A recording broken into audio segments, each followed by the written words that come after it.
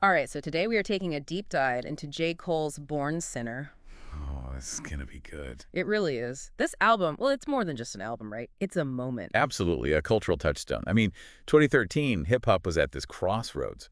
Could you have massive commercial success and still be, like, deeply introspective? Right, like could you drop hit after hit, but still make people think? Exactly.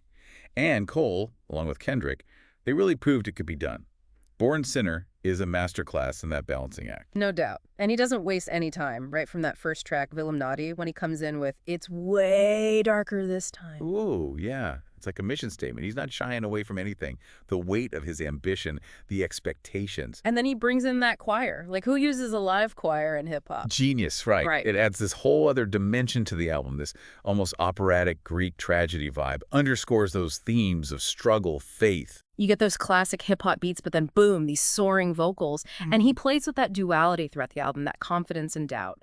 One minute he's comparing himself to Jay-Z. Next minute, he's taking shots at Trinidad James. Exactly. That humor, that self-awareness, it's all part of what makes him so compelling. And it all ties back to that hunger, that drive. You hear it in Land of the Snakes. That line, I came out the womb with my dick hard. It's so cold, so raw and unfiltered. Yeah, and you could easily write it off as shock value. But it's deeper than that, right? It's about that relentless ambition that's been with him from the start and how that drive, that desire, it impacts everything. His career, his relationship. Speaking of relationships, Power Trip with Miguel. Yeah. Such a banger. But the lyrics, whoa. Obsession, longing, that dark side of love. She's not afraid to go there. Yeah. That Timbaland production is so infectious, but underneath, there's this real sense of turmoil, of wrestling with those darker impulses. And then Trouble. Oh man, that track gets me every time. The choir's back, but it's different this time, more haunting. It's like they're mirroring the battle going on inside him. Totally. Temptation versus his own moral compass. Liquor all on my breath. Bitches all in my sight. He's laying it all out there. No sugarcoating. Exactly. It's brutally honest, but that's what makes it so relatable. Like, yeah, he's J. Cole, this rising star, but he's still grappling with the same stuff we all do. And that's where the album starts to transcend just being about music, you know? Yeah. It becomes this meditation on ambition, on the price of success. Yeah, and whether it's even worth it. Like, what are we willing to sacrifice for our dreams? And he explores that musically, too. You know, Runaway, the way those break beats and Rhodes chords build up, then it explodes, strings, electric guitar, even a bass solo. Right. It's like he's breaking free from any kind of box, saying, I can make a hit, but I can also push boundaries. And he refuses to be defined by any one sound. It's jazz, it's soul, it's hip-hop, it's J. Cole. Absolutely. So how about we dive into that idea of success a little deeper? Because Cole definitely doesn't shy away from it. Not one bit. He tackles it head on. And in a way that manages to be both thought-provoking and incredibly entertaining. Which, a tough line to walk. Yeah, and it's funny you mention that because Mo Money, interlude, really drives that point home. It's short, but man, he packs so much in there. The allure of wealth, the emptiness it can bring. Exactly, and he does it with this wit, this satire that makes you laugh, but also think, damn, he's got a point. It's that self-awareness that makes it resonate, I think. Like, he's not just flashing cash and bragging. He's questioning it. Totally. Yeah. Which is the perfect setup for Where's Jermaine? That skit leading into Forbidden Fruit with Kendrick Lamar. Oh, man. Talk about a dream collab and Yeah. that jazzy vibe, that Mystic Brew sample. It's like they created this whole other world within the album. It's smoky, introspective, like that moment right before you make a big decision, and you know it could go either way. And that Garden of Eden metaphor, so perfect. Right, because it's not just about romantic temptation, though. That's definitely there. It's about ambition itself. What's our generation's forbidden fruit? What are Yeah. we willing to sacrifice to get what we think we want? It's like he's holding up a mirror to all of us, you know, and then chaining day. I mean, on the surface, it's like, okay, classic Cole, rapping about jewelry. But then that line hits you. Don't even got a house, but I got all types of chains. And it's like, whoa, the jig is up. Totally.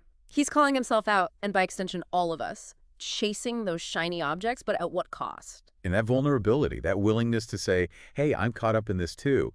It's so powerful. So many artists shy away from that. But Cole owns it. And it's what makes him such a relatable figure, I think, especially for younger listeners, because he's not preaching from some pedestal. He's right there in the trenches with us. 100%. Yeah. Which brings us to Let Nas Down. I mean, talk about raw honesty. Here's J. Cole on the verge of superstardom. And he's terrified of disappointing one of his heroes. It's this incredibly human moment. You realize even someone like J. Cole, at the top of his game, still grapples with self-doubt, with the pressure to live up to expectations. And the way he channels that into the music, it's incredible. He could have easily brushed those feelings aside, but instead, he wrote this incredibly vulnerable track. And in doing so, he makes it okay for the rest of us to admit, yeah, I feel that too. We've all had those moments where we're afraid of letting down someone we admire. It's that honesty, that vulnerability that really elevates Born Sinner beyond just an album. It's a conversation. It's an invitation to really look at ourselves. Absolutely. Which brings us to the title track itself, Born Sinner. It's like the thesis statement of the whole album, distilled into one powerful track. It really ties everything together. That line, this music shit is a gift, but God help us make it because this music biz is a cliff. Man, that gets me every time. He sees the beauty, the artistry of it all, but also the darkness, the potential for self-destruction. And not just in the music industry, right? It applies to any fields where success comes with a price. Exactly. That tension between pursuing your dreams and staying true to yourself, it's something we all grapple with. Right. Like, what compromises are we willing to make? And at what point do those compromises start to chip away at who we are? It's like he's saying, these are the questions we need to be asking ourselves. There are no easy answers. And that's what makes Born Sinner so powerful, right? It's not about preaching. It's about prompting us to think critically, to examine our own motivations. 100%. And those questions about ambition, authenticity, success, they resonate far beyond just music. He's tapping into something universal. It's funny because listening back to this album now, it feels even more relevant than it did in 2013. Totally. Because those themes, that pressure to achieve, the allure of money, the struggle to stay true to yourself, they're timeless. And what I love is that because Cole is so open about his own struggles, it kind of gives us permission to embrace our own imperfections. 100%. He's not afraid to be vulnerable, to say, hey, I mess up too, I have insecurities. And it makes you realize even someone at the top of their game, they're still human. Exactly.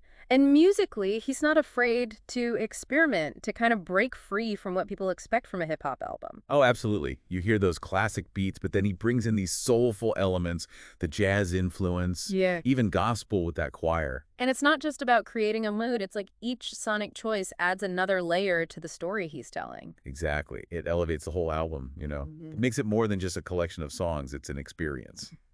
So as we wrap up our deep dive into Born Sinner, what's the one thing you really hope listeners take away from this album? Like, what's that core message that's stuck with you all these years later? For me, it's the importance of self-reflection, that willingness to really look inward, examine your own desires, your motivations. Born Sinner isn't about giving you answers. It's about asking the tough questions.